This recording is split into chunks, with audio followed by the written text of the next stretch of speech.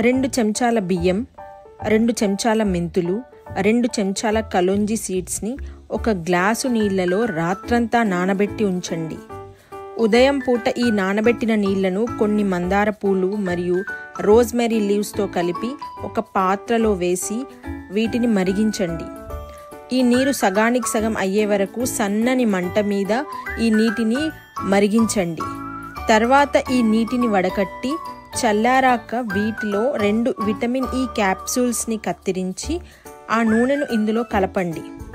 ఈ వాటర్ని ఒక స్ప్రే బాటిల్లో ఉంచి జాగ్రత్త చేయండి. ఇలా చేయడం ద్వారా మీరు మీ ఇంట్లోనే ఎంతో ఖరీదైన హెయిర్ సీరమ్ని తయారు చేసుకున్న వాళ్ళవుతారు. ఈ నీటిని రోజుకి 2 సార్లు మీ జుట్టు కుదుళ్ళకి పట్టించి కాసేపు మర్దన చేయండి.